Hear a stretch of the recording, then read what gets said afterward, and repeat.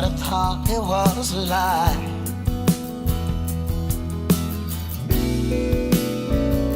I thought I had walls that no one could break down.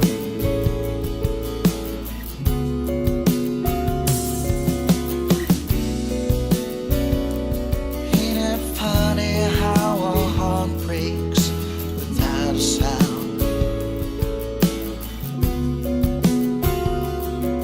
And I know it sounds like giving up. There's a time when enough's enough, and I don't feel like fighting anymore for love.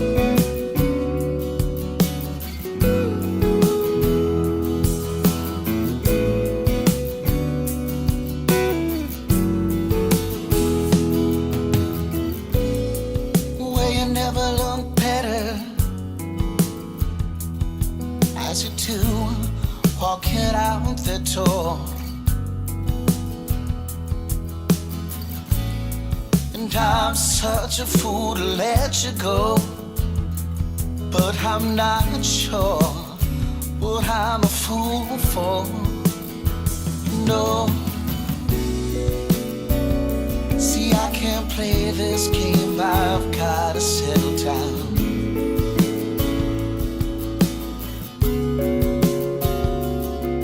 Upon my broken pieces, get them off the ground.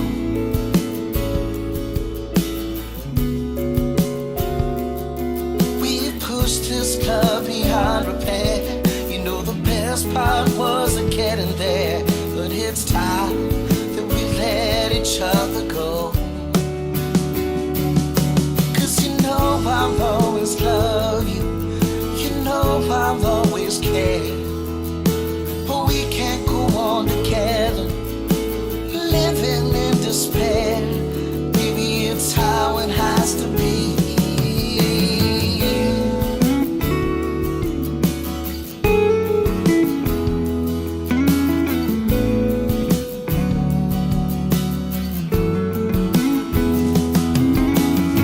Two wrongs don't make a right, so we'll leave its corner in the fight and go.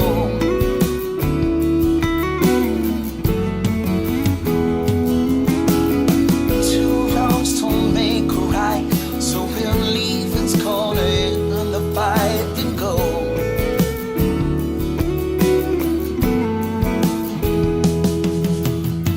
Two wrongs don't make a right, so we'll leave its corner in the fight and go.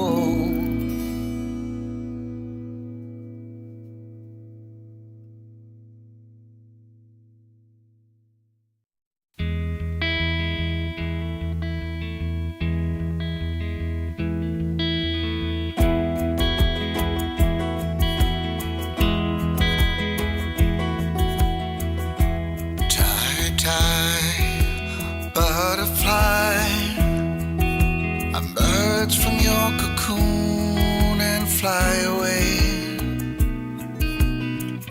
Remember me while you discover your new life.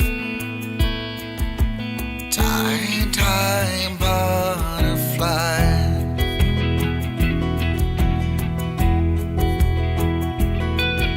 To see you in this light really shows your age. The wisdom of a few years and that smile on your face. Don't go through life without ever asking why.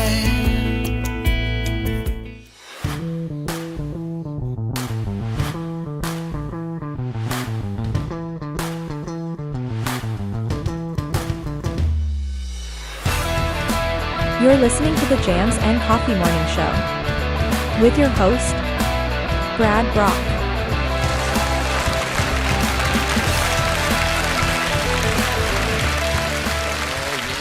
Yes. Good morning, jammers. Welcome to the Jams and Coffee Morning Show. I am your host, Brad Brock.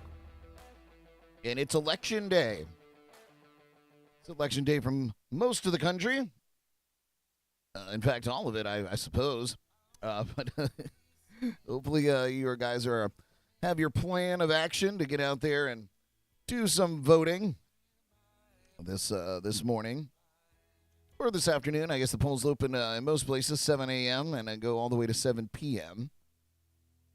Doesn't leave a whole lot of time for the working people, but I'm sure your boss will understand to get out there. We are going to talk a little bit about the election today. Not going into politics so much as just the process and what we can look forward to post-election. Anyway, thank you so much for joining me live on Facebook and YouTube, or listening in on JNC Radio. You can listen to JNC Radio on jncpodcast.com, or you can stream it through the free LIVE365 Radio App, available anywhere that you get your apps from.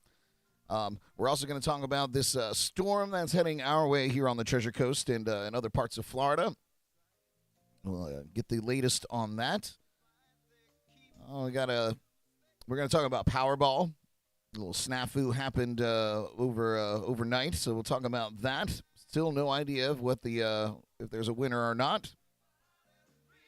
And we've got just a couple of other news stories sprinkled in there. All kinds of fun stuff to talk about. But we're going to talk about the weather first, as we normally do here. And we'll probably bring it up a little bit later on.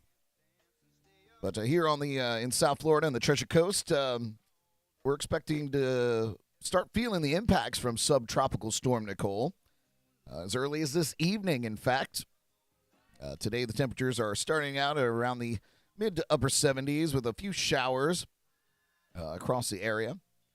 Tuesday, this afternoon, it's going to be windy and warm with high temperatures in the mid to upper 80s, and showers and storms will increase throughout the evening, bringing with them rough beach and boating conditions naturally, along with the threat for coastal flooding and beach erosion.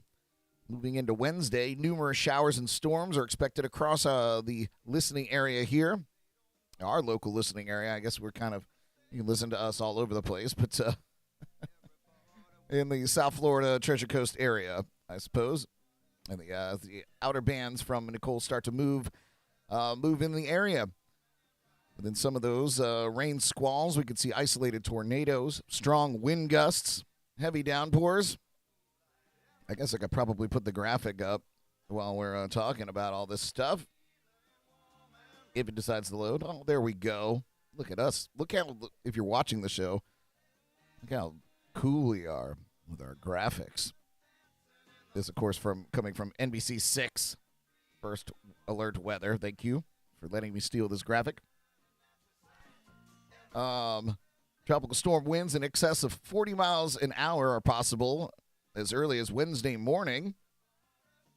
Wednesday evening into Thursday morning, Nicole is expected to move onshore as a Category 1 hurricane, packing maximum sustained winds around 75 miles per hour. And this is when we'll likely see the worst of the weather. Onshore winds could push ocean water onshore, resulting in storm surge. Thursday, of course, it'll bring scattered storms and showers, along with strong winds. The high temperatures will be in the upper 70s to low 80s. And then Friday, it'll be a wet and windy start to the day. It'll slowly clear out throughout the afternoon with the highs in the mid-80s. And wouldn't you know, on Saturday, a nice cold front will move into the area. And that's going to force us to see some showers and storms ahead of that front. But then the temperatures are going to be in the mid-80s, and then Sunday and Monday, it's going to be cooler, drier weather. That'll filter in, of course, behind the front. The morning temperatures will be in the low to mid-60s, and afternoon highs will be in the upper 70s and low 80s, mostly sunny and less humid. So we're going to have a treacherous end of this week. And then next week is on par to be pretty nice. So while we're reeling from whatever this storm brings to us, we'll have a nice, refreshing, cool breeze in case the power's out. Not to make light of it at all, but as Floridians know, let me put you at ease a little bit. If you think that the storm is going to be anywhere near as devastating as Hurricane Ian was to the west coast of the state here, This is a tremendously weaker storm, and it's as soon as it touches landfall here in Florida, it'll be reduced to a tropical storm, or less even. Tropical storm, or the Hurricane 1 winds, 75 miles an hour. While could be devastating in some ways, and you should still take all the precautions necessary, it's just going to be more annoying, I think, than anything, as most hurricanes are. But you should still be prepared. I would recommend that if you are interested in putting up your shutters, that you should get out there and probably do that today, as you may not have an opportunity later on. The most danger comes from the wind. People out there trying to put their shutters up while the wind is blowing, that's dangerous. So just be prepared out there. We'll talk a little bit more about the storm as we move on. I'll bring that graphic back up a little bit later as well. Make sure Jessica is not reintroducing me as she commonly likes to do. Anyway, we also have our irrelevant weather report from Philip in Tennessee. He says it's in the low 60s this morning with daytime highs in the 70s. Sounds nice. Wonderful, comfortable day there. Clear skies after the scattered cloudiness moves off to the east, he said. Very slight chance of spotted showers around the plateau. He said tomorrow it'll be carbon copy of today, but he said it all changes this weekend as autumn comes to a close in Tennessee. The normal temps this time of year are in the low 40s and the high 60s. This weekend, it's going to be that. 40s in the highs, maybe in the low 60s, he said.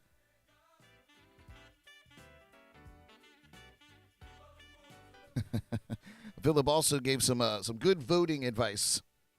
He said, before you vote, go to the grocery store, fill up your gas tank, pay your bills, and look at your 401k. Then go vote.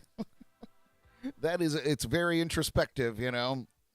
Take a peek at your own personal, or senses of your own personal things, and keep that with you in your mind as you go to the polls.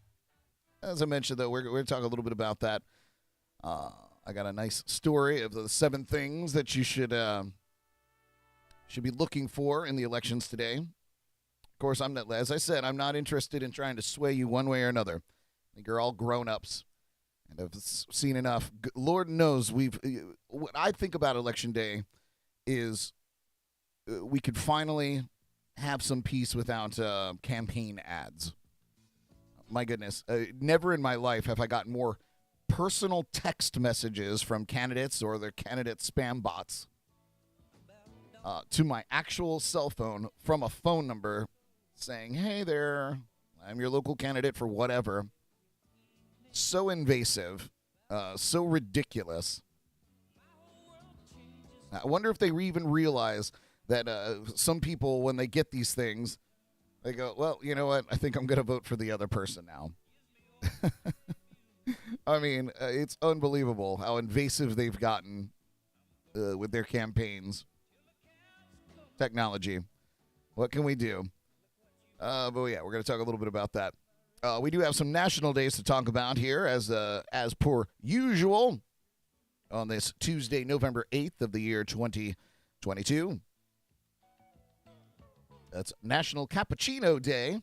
Got a couple drink days today. National Cappuccino Day on November 8th. Whips up a frothy hot cup of cappuccino. It's a perfect drink on a frosty morning, a meeting with friends, or just to enjoy a creamy cuppa. Traditionally prepared with espresso, hot milk, and steamed milk foam, cappuccino is an Italian coffee drink.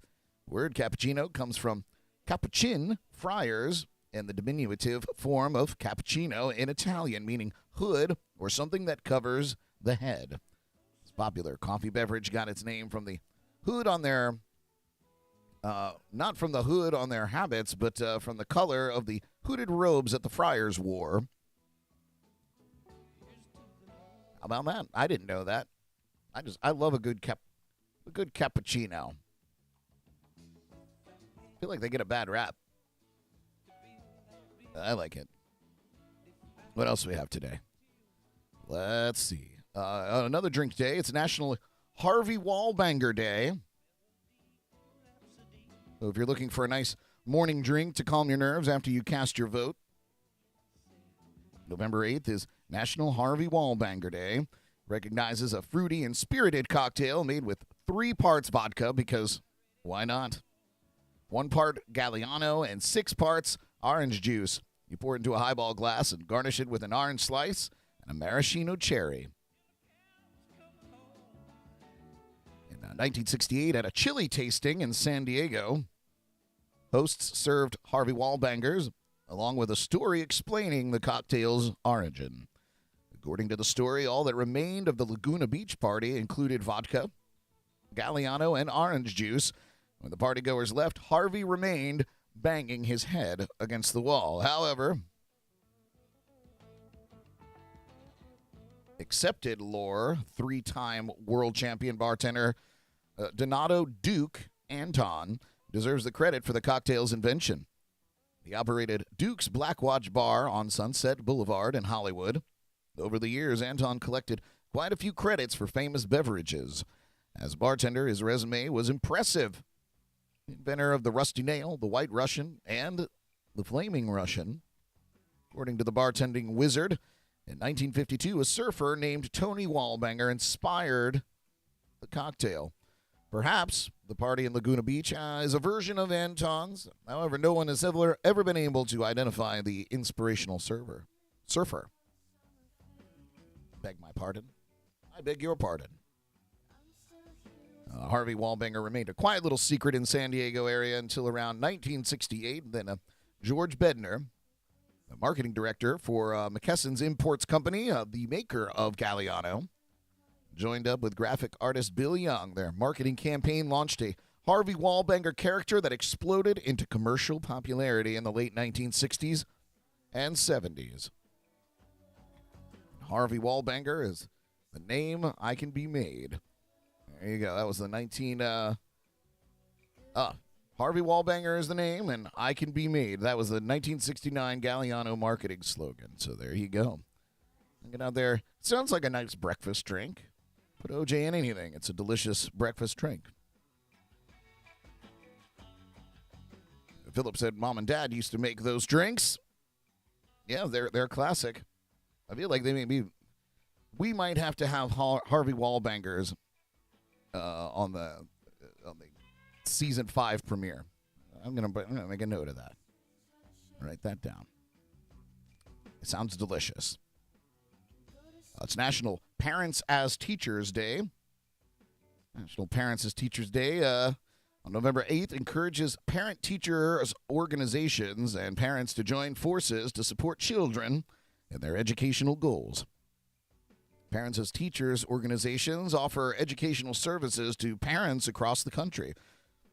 These affiliates give all parents of young children support, and it also provides information so all children learn, grow, and develop to realize their full potential. Concept for Parents as Teachers developed in the 1970s in Missouri.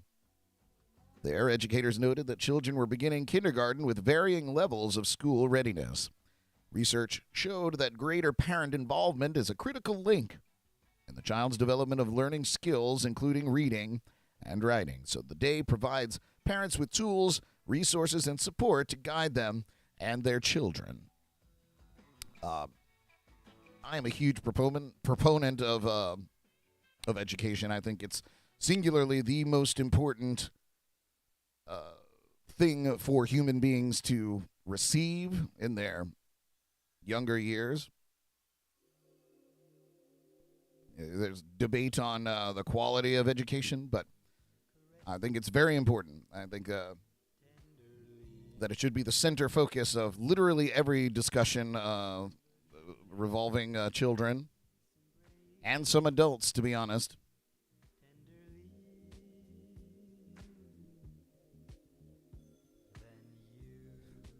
So, Parents as Teachers Day. If you got young kids that aren't in school yet and you have no idea what you're doing, check out those resources.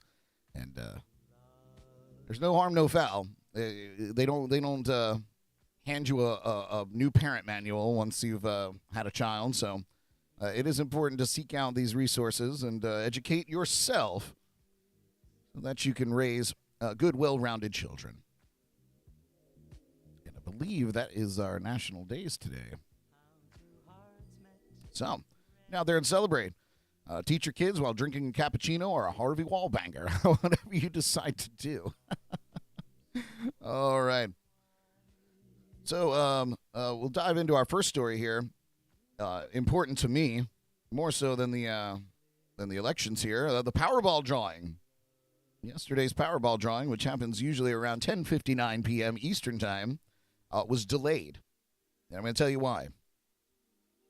The historic $1.9 billion Powerball drawing has been delayed because a participating lottery had issues processing sales and play data. The Multi-State Lottery Association said in a statement, tonight's Powerball drawing has been delayed due to a participating lottery needing a little extra time to complete the required security protocols. Powerball has strict security requirements that must be met by all 48 lotteries before a drawing can occur. The Multi-State Lottery Association would not name which state's lottery was experiencing the delay, but it's probably Florida. Just going to throw it out there. When the required security protocols are complete, the drawing will be performed under the supervision of lottery security officials and independent auditors. Winning numbers will be posted as soon as they are available. The winning numbers and recorded video of the drawing will be posted to the Powerball website and YouTube channel. So players should hold on to their tickets. According to that statement, the $1.9 billion jackpot, the biggest in lottery history, is for the winner who chooses an annuity paid over 29 years. Nearly all winners opt for the cash option, which is valued at a measly $929.1 million. Who wants that? I don't. Just give me my allowance each year, right? And the Powerball jackpot last one on August 3rd. A ticket in Pennsylvania won $206.9 million. The longer the game goes on, of course, without a winner, the bigger the prize. So, as we all want to win it, when no one wins it, it's even more enticing, isn't it? And I certainly did go out and get my ticket. And I know that if you have yours, we're all chomping at the bit. I actually have it up on my web browser here, refreshing it. So we may have some Powerball breaking news if the numbers are posted. I'll read them to you. But as of now, the results are pending. So in the spirit of winning Powerball, I just have I have some knowledge to drop on you. So what should you do if you happen to win the Powerball drawing? Well, the truth is someone will eventually win Powerball's massive jackpot. And if you're that person, here are some things that you should know. This is what you should do immediately after winning. So, of course, Powerball is expected to have the largest jackpot ever at $1.9 billion. And now, while your odds of winning might be 1 in over 292 million, the prospect of winning such a large jackpot might have you wondering what you should do if you win the jackpot. And it's an interesting article because Jordan and I were just having this conversation. Because who doesn't dream? Who doesn't play the lottery and then dream of what you would do? You know, lavish vacations, nice cars, pay off all your debts. Help any struggling family members or friends, whatever it is. We all dream about it. But there are some legitimate, real things that you should do even before you claim the prize. According to State Farm, you should first secure your ticket and keep it protected. They have a little form on the back of it that you can fill out and sign. You should do that. You should do that regardless, so the people can't claim your prize. But after you do that, you should hire an attorney and a financial advisor.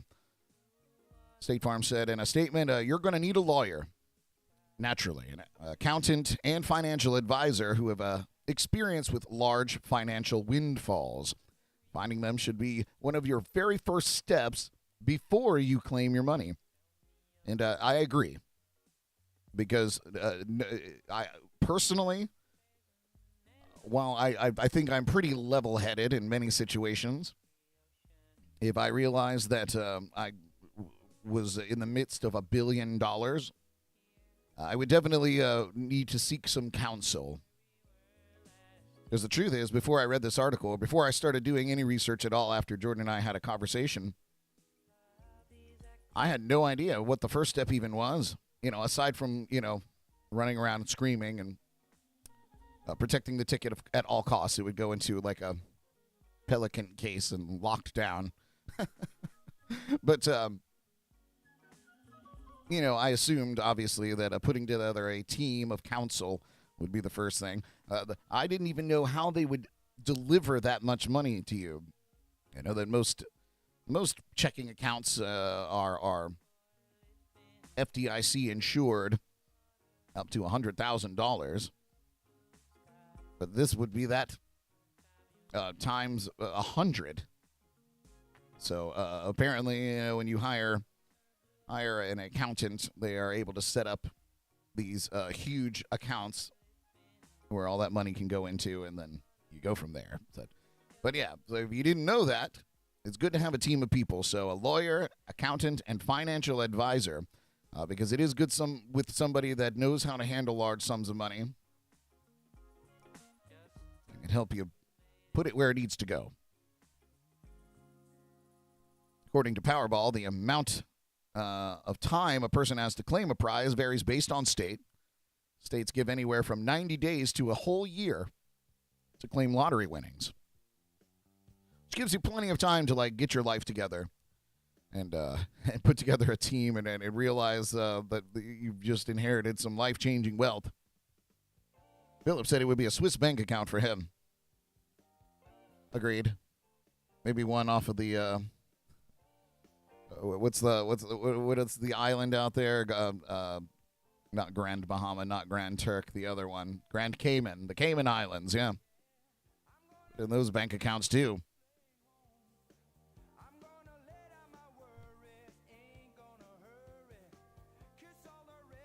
When you turn in the ticket, you can opt for a lump sum or receive a 29-year annuity. Now, if you take the lump sum, the amount will be somewhat lower than the advertised jackpot. Powerball says the jackpot would be $929 million for someone who takes the lump sum. That's not chump change, folks. While it might be tempting to opt for an annuity, given the higher overall payout, investing a lump sum payment might actually provide a better return. According to NerdWallet, the average return of the stock market is 10%. Compound interest, a person who invests $929 million would now have over $14 billion. Or if they invested that money now, they would have over $14 billion in 3 decades. That's pretty serious stuff. So, a lot to think about before you make any brash decisions if you happen to win. And as of now, we don't know if there is a winner or if somebody has become quite rich. We'll know soon. I don't know if you let me know. Do you play the same numbers over and over again? I heard a wonderful story just over the weekend about a man that his numbers came to him in a dream, and he played them over and over again every week. And then after 3 years of playing it, he finally hit and won like $10 million. I don't have numbers that float into my mind during my sleep. So I just let the universe do the work. I'm a quick pick guy. I'll let the universe pick the numbers for me.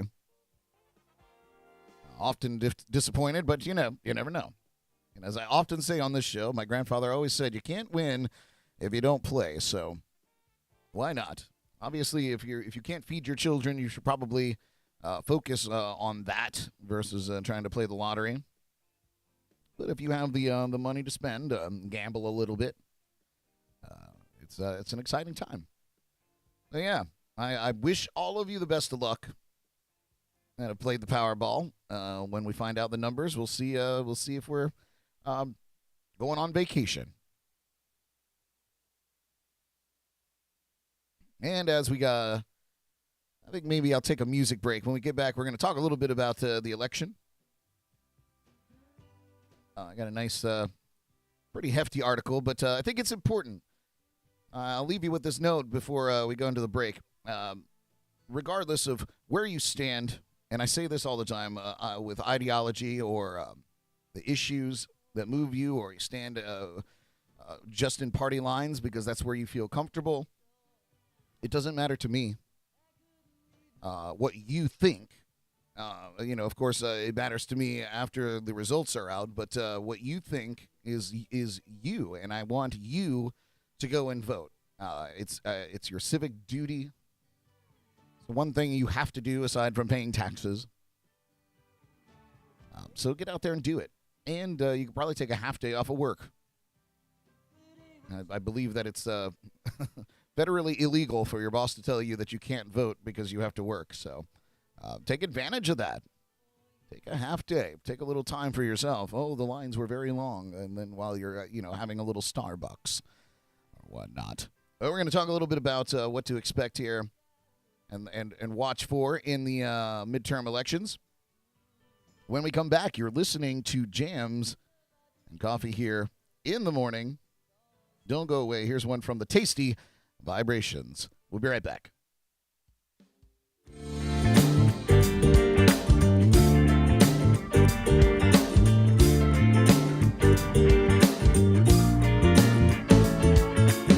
We got the frequency, the video energy. Ask no question, let the rhythm be the remedy. Can't silence me, can't silence my enemies. Who's meant to be will always be. This is your destiny. They can't stop us now. No, no, no, they can't stop us now. No, no, no, they can't stop us now.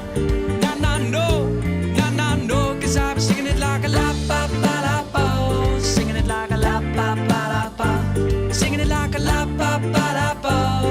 Oh no, oh no.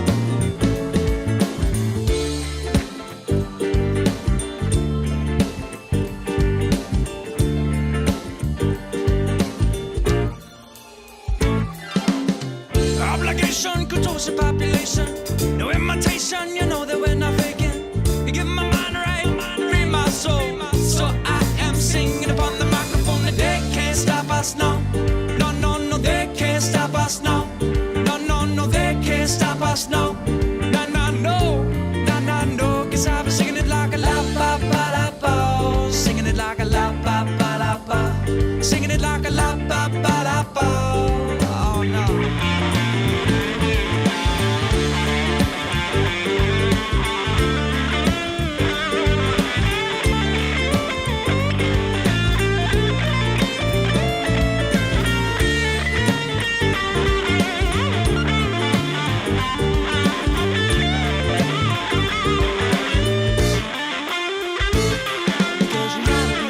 Dreaming clear but fast, my reason spitting verses through the mind like it's my purpose. Never perfect, open the curtain, call the masses. Use your imagination and imagine a nation singing.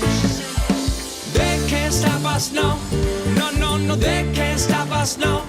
No, no, no, they can't stop us now. No, no, no, no, no, no. Cause I've been singing it like a la ba ba la ba. Singing it like a la ba ba la ba. Singing it like a la ba ba la ba. Oh no, oh no. Stop us now. No, no, no, they can't stop us now. No, no, no, they can't stop us now. No, no, no, no, no, no. Cause I've been singing it like a la ba ba la ba. Singing it like a la ba ba la ba. Singing it like a la ba ba la ba. Oh no. La ba ba la ba. La ba ba la ba. La ba ba la ba.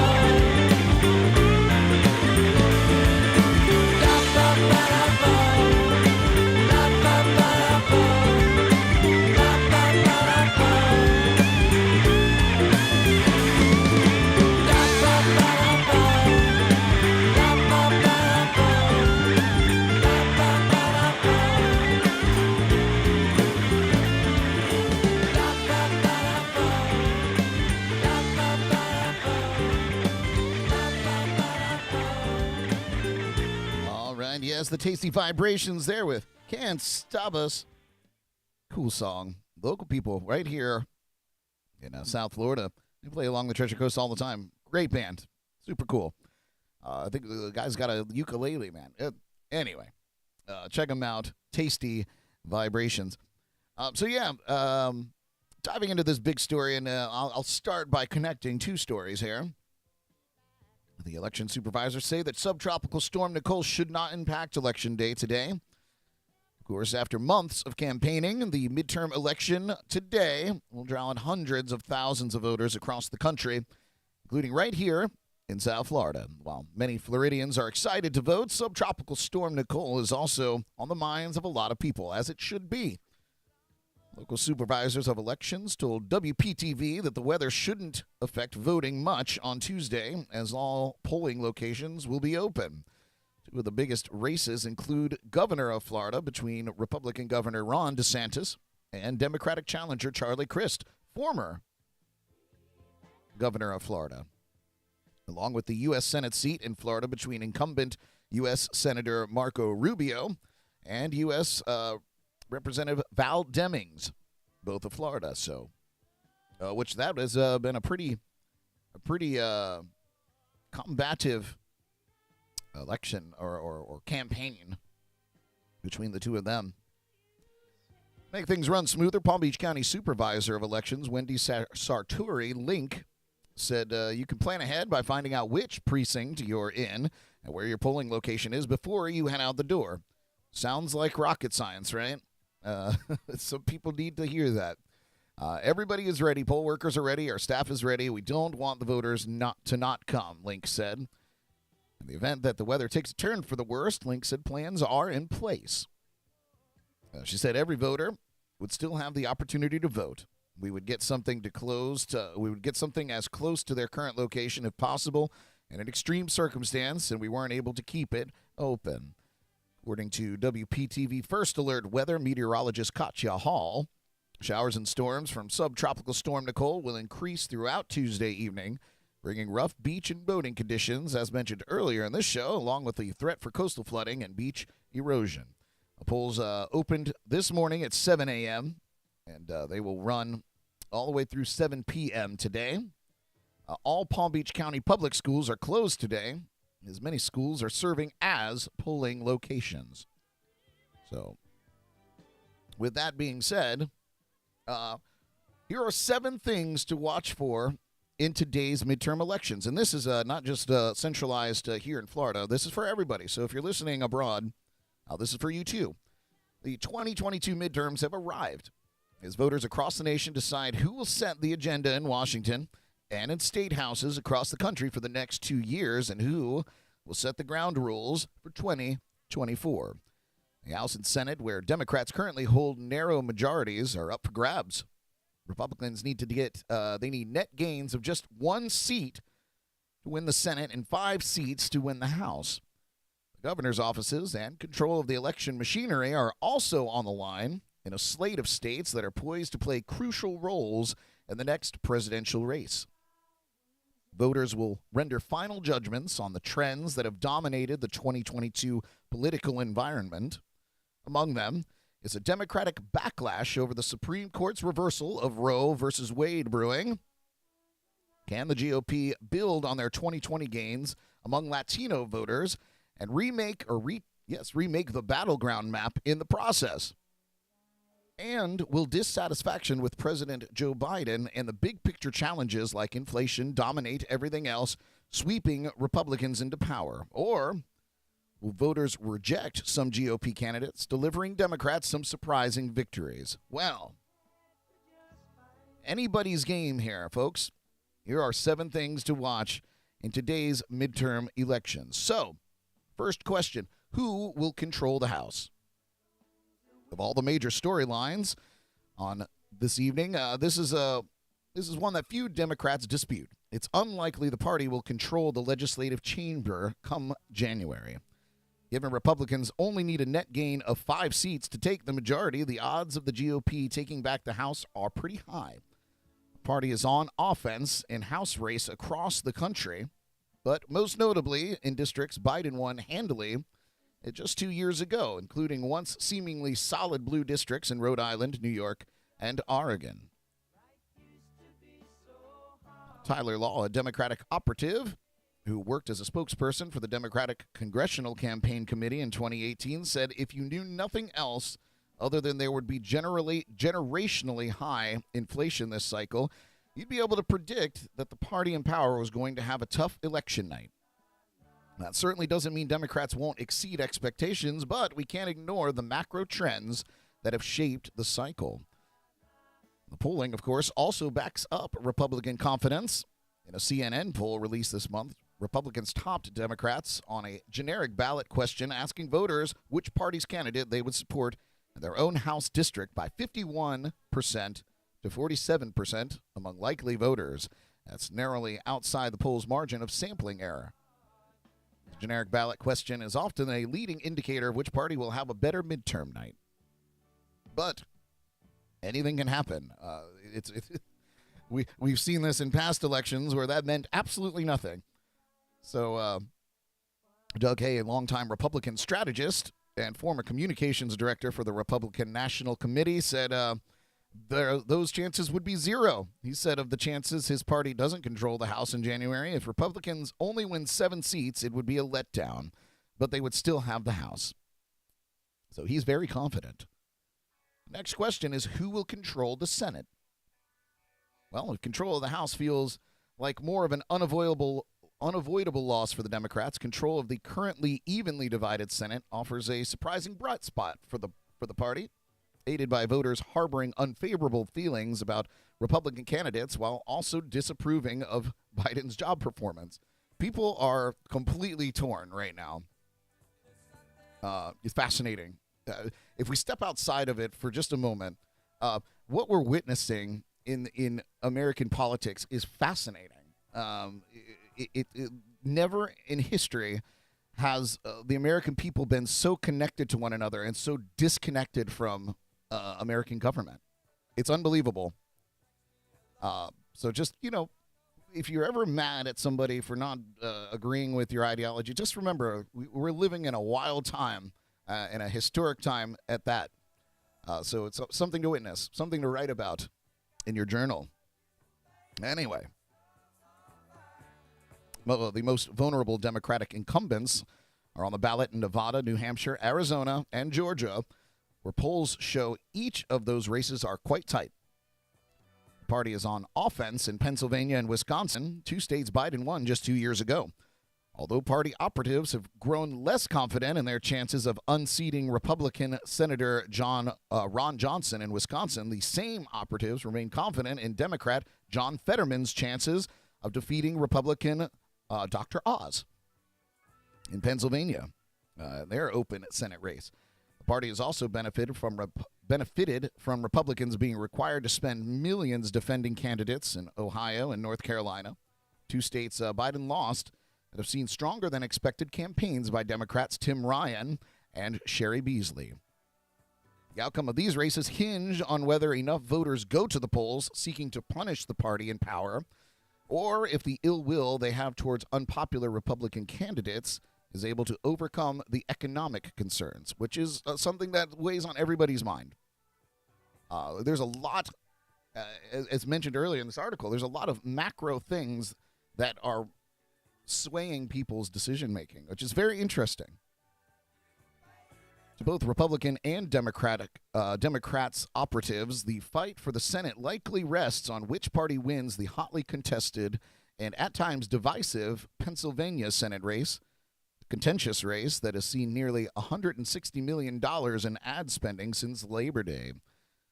That is the most of any other Senate contest.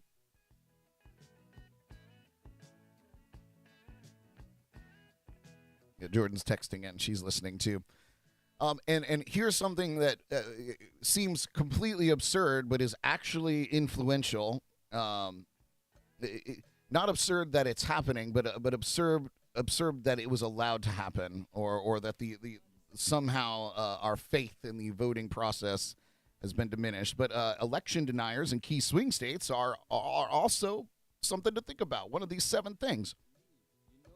Contests, of course, in Arizona, Michigan, Pennsylvania, and several other states could have key ramifications for the 2024 presidential race, as Republicans who have parroted former President Donald Trump's ideas about widespread voter fraud seek to take charge of those swing states' election machinery.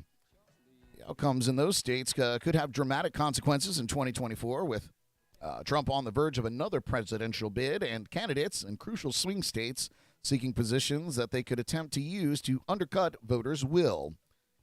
Republican nominees for governor in those three states have all questioned the legitimacy of the 2020 presidential race. Arizona's Kari Lake is one of the most vocal proponents of Trump's election claims.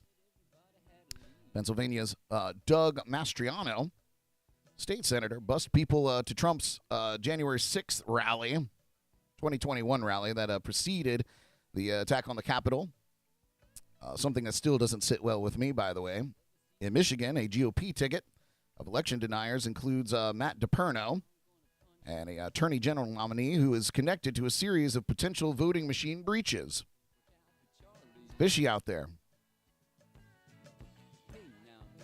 In Wisconsin, Democratic Governor Tony Evers has positioned himself as the last line of defense against the GOP overhaul of voting laws that would impose new restrictions on mail-in voting, scrap the state's bipartisan election commission, and more.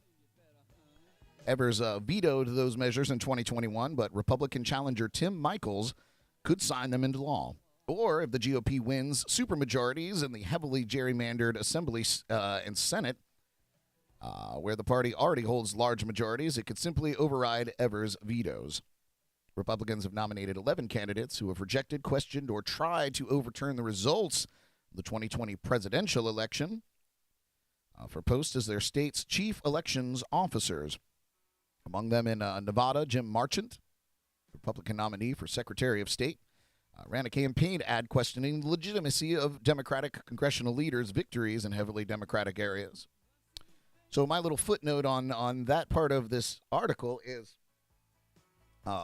keep this in mind, that I'm not saying that people's ideas that there are meddling going on in elections is unfounded.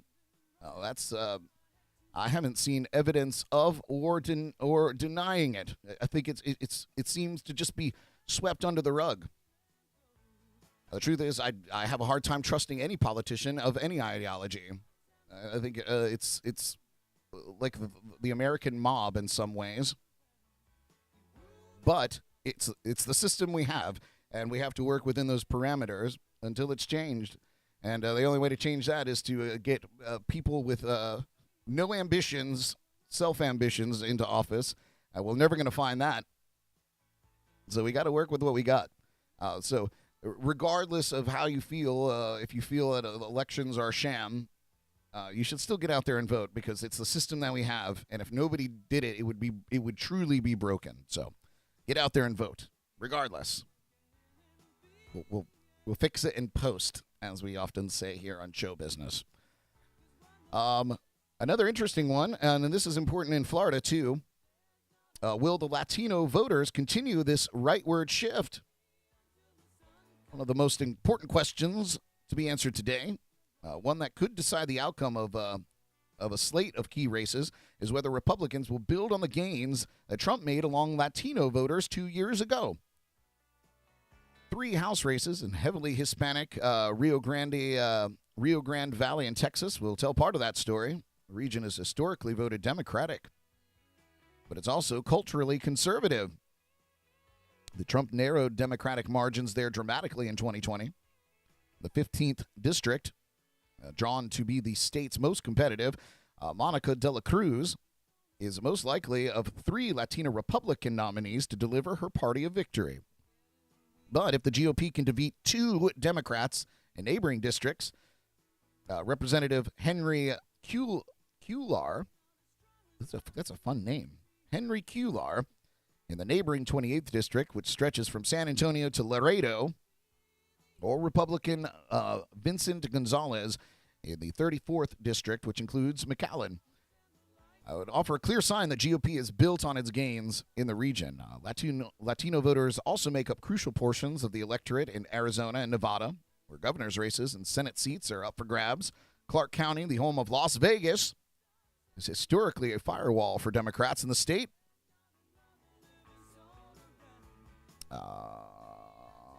They could offer important insight into the makeup of the state's this year's electorate. Another key place to watch, Miami-Dade of Florida, of course. Historically a Democratic stronghold. Hillary Clinton defeated Trump there by 29 percentage points back in 2016. But Trump made massive inroads in 2020, losing to Biden by just 7 points in the county. If Republican Governor Ron DeSantis, who lost the county by 21 points in 2018, can further chip away at that margin or even win the county, would signal a huge shift that could fundamentally alter the political landscape in one of the nation's most important swing states. Leave it to Florida. It always hinges on us, doesn't it? We're always the troublemakers out here on our great big peninsula. So what are another interesting thing that seems to be influential is the impact of presidential politics. So it may be a midterm election, but the impact on presidential politics will be dramatic in this election cycle. And that was clear over the final weekend. The last three presidents, one current, two former, campaigning in Pennsylvania alone. Biden also made trips to New York, Maryland, and California, among other states, while Trump spent the final week in Iowa, Florida, and Ohio. Their appearances on the campaign trail this week were both a possible foreshadowing of a 2024 rematch and a reminder of how midterm elections can impact a presidency. Although Biden told reporters in California that he believed Democrats would hold the House and pick up a seat in the Senate, Democrats back in Washington have privately acknowledged how Biden's presidency would be reshaped by a Republican-controlled Congress, a lesson Trump learned in 2018 when Democrats took control of the House. Biden said at a fundraiser just on Friday, "If we lose the House and Senate, it's going to be a horrible 2 years. The good news is I'll have a veto pen." Nothing like the threat of a veto pen. It's an argument former President Barack Obama, who stumped for candidates in Georgia, Michigan, Wisconsin, Nevada, Arizona, and Pennsylvania over the last few weeks. Busy guy and not much to do these days. He made explicitly during his final rally in Philadelphia on Saturday. He said, "I can tell you from experience that midterms matter a lot."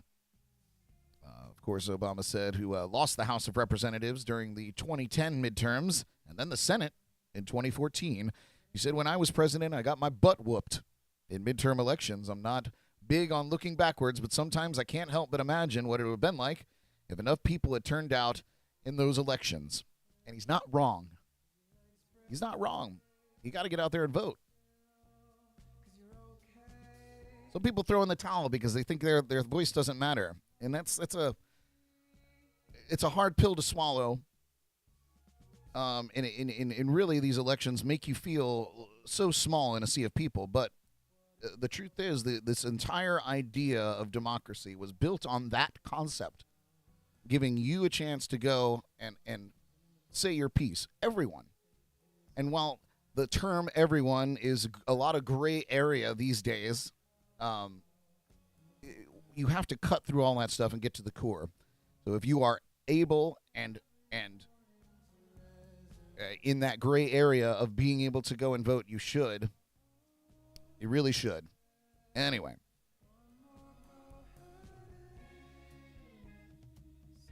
Another part in here is the wave makers or breakers. You hear a lot about the red wave is coming or the blue wave is coming. Right now we're worrying about Hurricane Nicole's waves coming. A little hurricane joke there for you.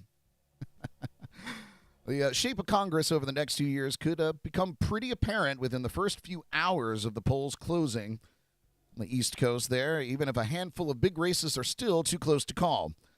These are a handful of House seats, in particular, that bear watching. There are a handful of House seats in particular that bear watching, important ones. Right at the top of the list there are 3 in New York City suburbs, 2 in Nassau County on Long Island, and 1 in the lower Hudson Valley, north of the city there. It's the 17th district. The 3rd and 4th districts are open seat contests because Democratic incumbents, Representatives Tom Suozzi, and Kathleen Rice decided to leave. And up in the 17th, Representative Sean Patrick Maloney is the chair of the Democratic House campaign arm, is facing a tough, well-funded challenge from Republican State Assemblyman Mike Lawler. For Democrats, defeat in even 2 out of 3 of the contests would portray a very, very bad night. The party, both nationally and in certain states, has increasingly invested its electoral fate on the notoriously fickle suburbs. Republican wave is coming. The first sighting of high tides will be up and down the Atlantic seaboard. Other seats that could telegraph things to come based on how they unfold earlier in the night, all home to Democrat incumbents not previously thought to be in tight races, include New Jersey Representative Josh Gothmeier in the 5th Congressional District and Andy Kim in the 3rd.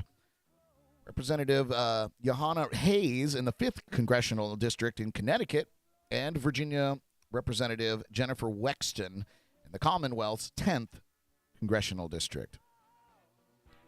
So things that we didn't think were going to be locked in a battle are happening. As far as in the way I think is people are tired. People are tired of the constant back and forth. So it's, I genuinely believe that. And then finally, the hardest part of all of this is the wait. As most Americans learned 2 years ago, Election Day can be a misnomer. Tuesday is when the voting ends. Today is when voting ends. But in many states, it's also when counting begins. And that means a lot of hotly contested races, perhaps those contests in particular, if they're as close as expected, could take into the wee hours or even later this week to be decided. That's partially the nature of counting and sometimes recounting, which could drag things out much, much longer, but it's also due to state laws that instruct poll workers how to do their job, and in some states, make them hold off on doing them until later in the day. Per a helpful guide from the National Conference of State Legislatures, here are a few states everyone will be keeping close tabs on when they start counting absentee or mail-in ballots, and that's Arizona and Nevada, home to big races up and down the ballot.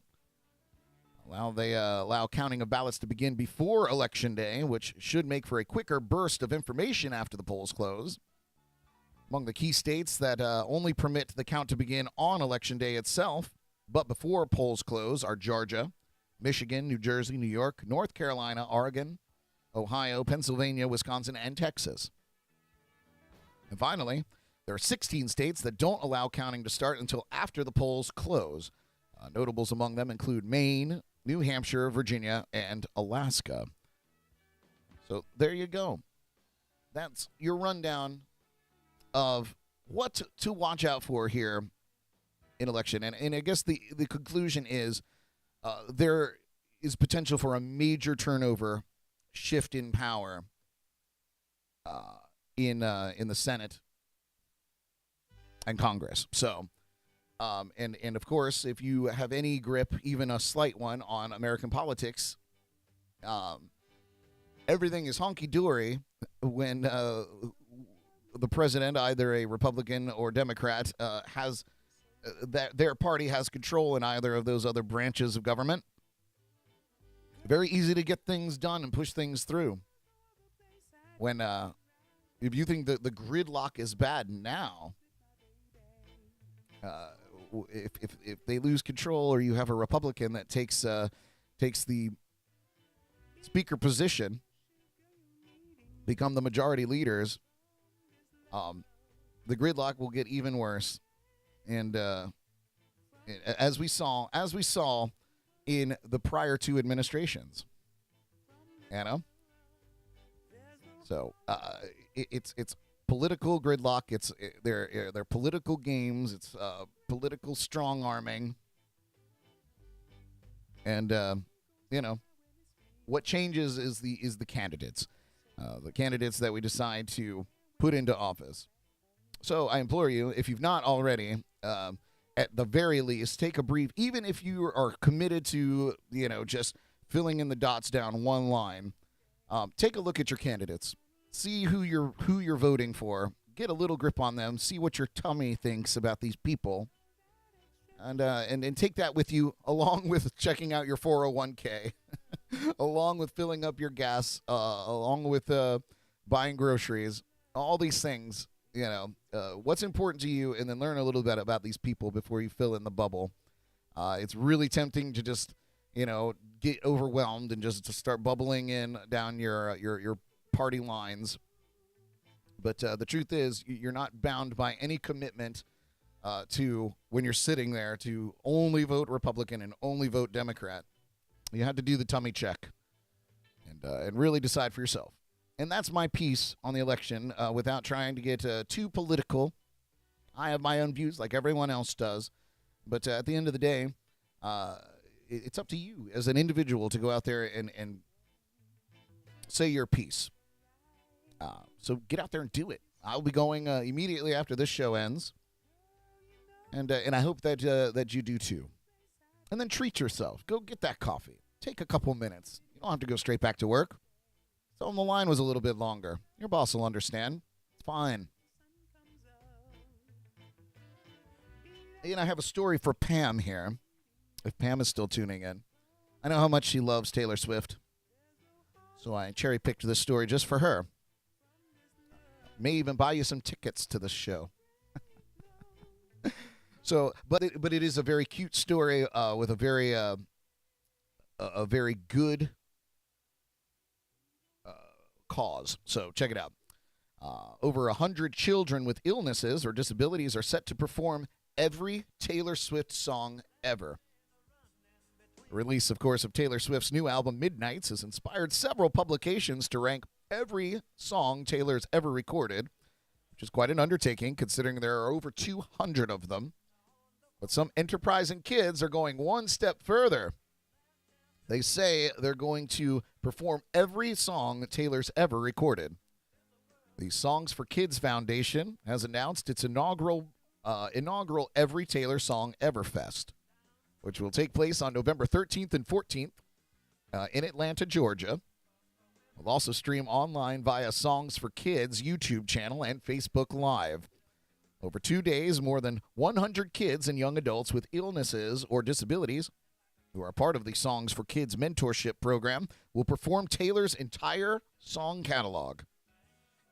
To be clear, they plan on performing 194 songs, which will include all the songs on Taylor's albums, including Midnight, and its 7 bonus tracks. A Rolling Stones ranking of Taylor's songs include 229 tracks, and Gawker's includes 202. But that includes movie soundtrack tunes, Christmas singles, and other non-album tracks.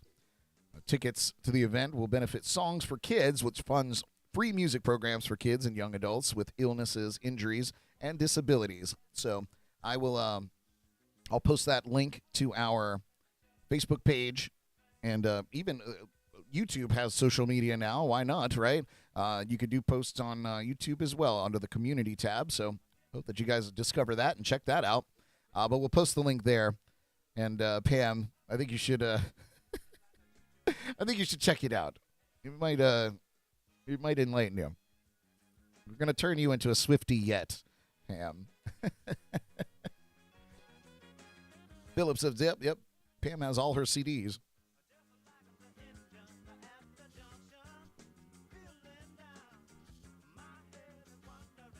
Let's see here.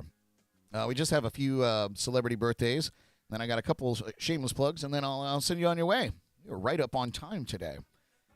I thought that this combo was the most adorable, and I'll tell you why. Turning 56 years old today, acclaimed Scottish chef and television personality Gordon Ramsay, of course, became notorious for his critical and oftentimes belittling demeanor on the ITV series Hell's Kitchen. He He and his family also star in their own show, Matilda and the Ramsay Bunch. Yep, turning 56 years old today. Born on his birthday, turning 21 years old today, is, in fact, Matilda Ramsay. She's, of course, born to Chef Gordon Ramsay and his wife, Tana. She's a natural cook herself, and she landed a cooking show all of her own called Tillywood. She's also starred, of course, as mentioned, on her family show called Matilda and the Ramsay Bunch. So Gordon Ramsay's daughter, Matilda, shares a birthday with him. I think that's just special. I think that's really, really fun. Turning 22 years old today, child actress who appeared on multiple episodes of Revolution and the United States of Terror, Jade Pettyjohn. Interesting name. Jade Pettyjohn, turning 22 years old today. Also played McKenna Brooks in An American Girl. She's played Summer in the Nickelodeon series School of Rock and has played the role of Lexi in Little Fires Everywhere, which I watched and I thought it was quite nice. Good mystery and drama. She appeared on Nickelodeon's Ho Ho Holiday Special in 2015 as well. So happy birthday, Jade. Turning 53 years old today, indie actress Parker Posey. She made her film debut in 1993's Dazed and Confused alongside Ben Affleck and Matthew McConaughey. Her performance in Broken English earned her an Independent Spirit Award nomination. She's also appeared in popular television shows such as Parks and Recreation and The Good Wife, and she played Kitty Kowalski, Lex Luthor's henchwoman, in Superman Returns. Parker Posey turning 53 today.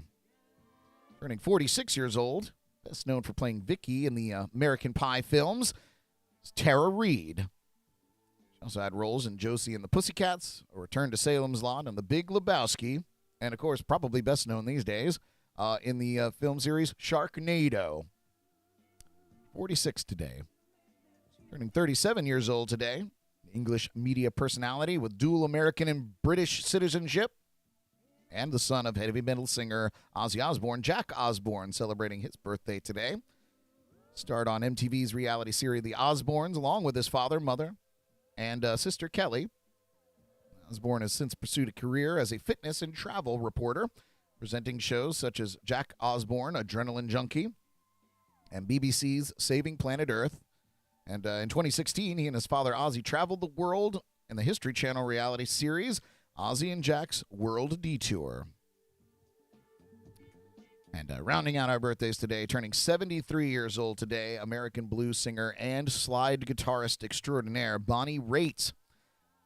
In 1971, she released her self-titled debut album. Following this, she released a series of critically acclaimed roots-influenced albums that incorporated elements of blues, rock, folk, and country. She was also a frequent session player and collaborator with other artists, including Warren Zevon, Little Feat, Jackson Browne, the Pointer Sisters, John Prine, and Leon Russell. Of course, one of her biggest hits of all time is I Can't Make You Love Me, and Something to Talk About. Bonnie Raitt, 73 years old today. Happy birthday to all our celebrities today. Gordon Ramsay and his daughter. I love that. Adorable. Just a couple of shameless plugs, and I'm going to let you get on with your day and get out there to vote. Shameless plug number one, get out and vote today. Go and do it. If you've not already with the mail-ins or the early voting or the absentee voting, all that stuff, that's available. If you haven't done it, get out there to the polls. I'm stuck in tradition. I enjoy the whole process. Maybe enjoy is not the right word. But I am a fan of the process. I think it's a privilege to get out there and cast a vote. And so I like to get out there in the world. I like to stand in line. I like to feel the energy. Some people are incredibly passionate about this, and I regardless of where they stand on it, I really feed off of that energy. I love that people are tenacious enough to stop what they're doing and go and cast a vote. It's really wonderful that we're able to do that here.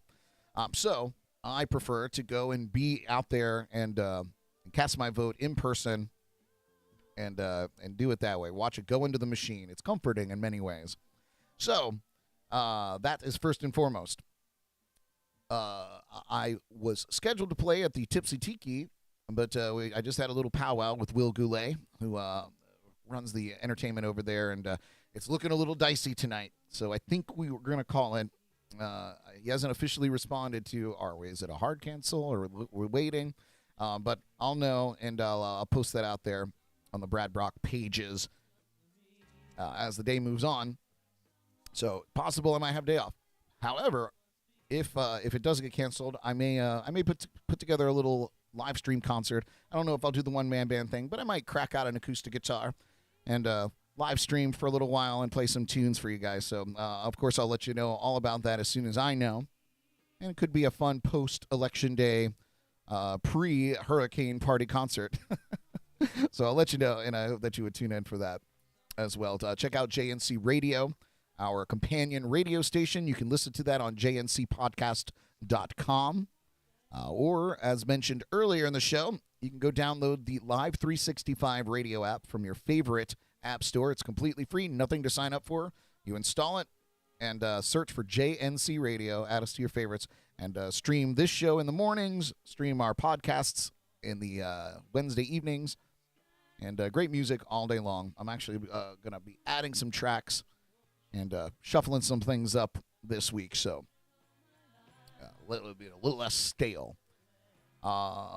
Check out the Drums and Rums podcast. Usually drops episodes on Tuesdays, so we'll keep an eye out for a new episode from Drums and Rums. I know when hurricanes start swirling around, Paul goes into action, so it may be possible that that's not the case this week. He also puts on a great live stream show in normal circumstances on Thursday nights at 8 p.m. So, again, we'll see if he posts that something's going on. You'll be able to find it at jncpodcast.com or, of course, on the Drums and Rums website as well. Of course, a shout-out to our sponsors and partners at Code Rum, Hop Life Brewing, the Sneaky Tiki in downtown Stewart, and our friends Tim and Jess at The Bug Juice, a wonderful all-natural bug repellent and a line of skincare products, believe it or not, for all kinds of purposes. So check all our friends out there, support those who support us, and support local when you can. And I guess my last big shameless plug is be safe out there.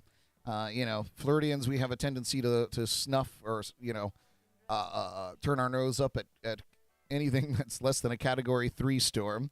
But it's still, there's a tremendous amount of wind involved and rain and storm surge completely possible for storms like this. And anything can happen.